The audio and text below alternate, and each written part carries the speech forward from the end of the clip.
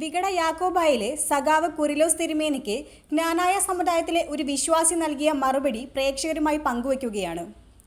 അങ്ങയുടെ പരാമർശം ഞങ്ങൾ ജ്ഞാനായക്കാരെ കുറിച്ചാണല്ലോ. അതെ, തിരുമേനി ഞങ്ങളുടെ കരുത്താണ്, ജ്ഞാനായ വംശശുദ്ധി. അതിൽ ഞങ്ങൾ അഭിമാനിക്കുന്നു. ലോകത്തിലെ 8ാമത്തെ അത്ഭുതമെന്ന് അതിനെ ഞങ്ങൾ വിശേഷിപ്പിക്കുന്നു.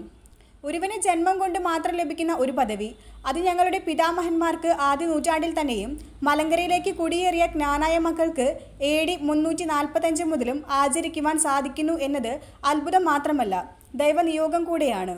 അത് പരിപാലിക്കുന്ന ഒരു സമൂഹം ഇന്നും മലങ്കരയിൽ നിലനിൽക്കുന്നു എന്നത് ഈ ചരിതം വാസ്തവമാണെന്നതിൻ്റെ തെളിവല്ലേ.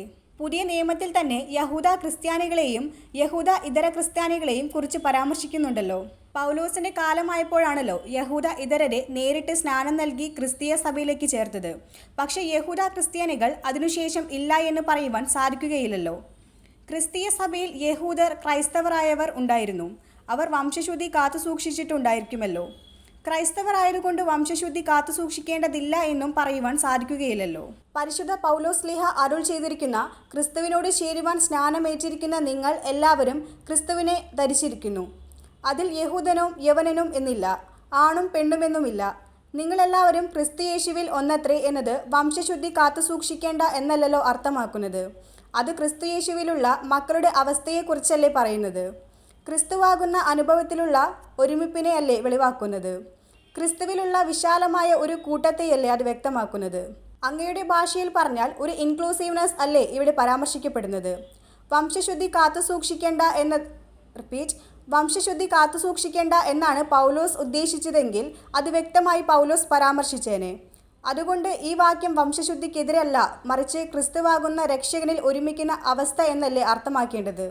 ഈ വാക്യത്തിൽ യഹൂദനും യവനനും എന്നില്ല എന്നു മാത്രമല്ലല്ലോ, ആണും പെണ്ണുമില്ല എന്നല്ലേ വേദഭാഗം സൂചിപ്പിക്കുന്നത്. പിന്നെന്തേ പരിശുദ്ധ സുറിയാനി സഭയിൽ ആണും പെണ്ണും തമ്മിലുള്ള വ്യത്യാസം കാത്തുസൂക്ഷിക്കുന്നത്? പെൺകുട്ടികളെ പരിശുദ്ധ മാമോദീസയ്ക്ക് ശേഷം എന്തേ പരിശുദ്ധ മദ്ബഹയിലേക്ക് പ്രവേശിപ്പിക്കാത്തത്? സ്ത്രീകൾക്ക് എന്തുകൊണ്ട് മദ്ബഹ ശുശ്രൂഷകരായി സ്ഥാനം നൽകാത്തത്?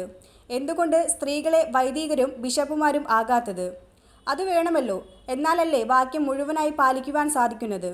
അല്ലാതെ അതിലൊരു ഭാഗം മാത്രം എടുത്തു പറഞ്ഞാൽ വചനത്തിന്റെ അർത്ഥവ്യാപ്തിയെ ലഘൂകരിക്കുകയല്ലേ. അത് അങ്ങേപോലെ ലിബറേഷൻ തിയോളജി ഉദ്ഘോഷിക്കുന്ന ഒരു ബിഷപ്പിന് ചേർന്നതാണോ? ജ്ഞാനായ മക്കളും സുറിയാനി വിശ്വാസികളും തമ്മിലുള്ള ബന്ധം പ്രത്യേകിച്ച് പരാമർശിക്കേണ്ടതില്ലല്ലോ.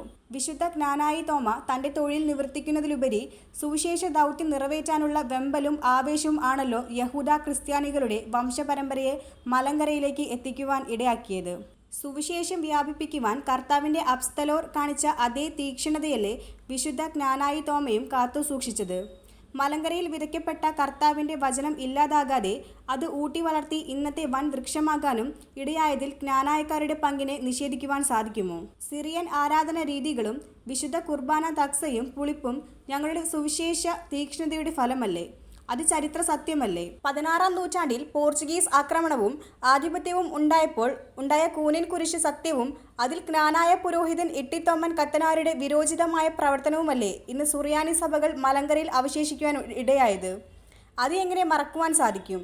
അന്ന് നട്ടല് നിവർത്തി ജ്ഞാനായക്കാർ നിവർന്നു നിന്ന് രക്തസാക്ഷിയാകാൻ പോലും തയ്യാറായതല്ലേ.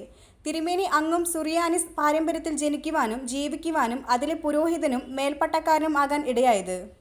ആലുവയിലെ ഗ്രേറ്റ് മാർച്ചിന് നേതൃത്വം നൽകിയ ക്ലീമീസ് വലിയ മെത്രാപ്പൊലീത്തായുടെ സംഭാവനകൾ എങ്ങനെ അങ്ങ് ഉൾക്കൊള്ളുന്ന പരിശുദ്ധ യാക്കോബായ സഭയ്ക്ക് മറക്കുവാൻ സാധിക്കും? അതില്ലായിരുന്നുവെങ്കിൽ യാക്കോബായ സഭ ചരിത്രത്തിൽ മാത്രം വായിച്ചു കേൾക്കുന്ന അനുഭവത്തിലേക്ക് എത്തുമായിരുന്നില്ലേ. ഇതല്ല തിരുമേനി യാക്കോബായ സഭ ഇന്ന് മലങ്കരയിൽ ഉണ്ടാകുവാൻ ഇടയായത്. തിരുമേനി, ഇന്ന് ഞങ്ങൾക്ക് അല്പം ഈഗോയും അതിൻ്റെ അല്പം പ്രശ്നങ്ങളുമുണ്ട്. അതിനെ വളർത്തുകയല്ല അങ്ങിൽ നിന്നും ഞങ്ങൾ പ്രതീക്ഷിക്കുന്നത്. അങ്ങ് പ്രസംഗിക്കുന്ന ക്രിസ്തീയ സ്നേഹം പ്രചരിപ്പിച്ച് അതിലൂടെ അധികാരമല്ല സ്വായത്തമാക്കേണ്ടത്.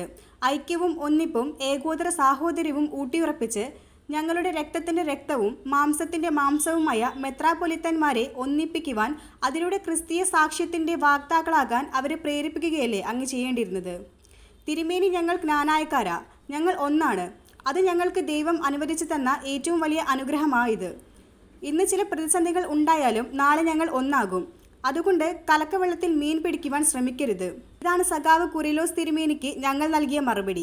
ചിങ്ങവനത്ത് കഴിഞ്ഞ ദിവസം ജ്ഞാനായ സമുദായ വിമതന്മാർ നടത്തിയ യോഗത്തിൽ പ്രസംഗിക്കുമ്പോഴാണ് തിരുമേനി ആക്ഷേപമായ രീതിയിൽ പ്രസംഗിച്ചത്.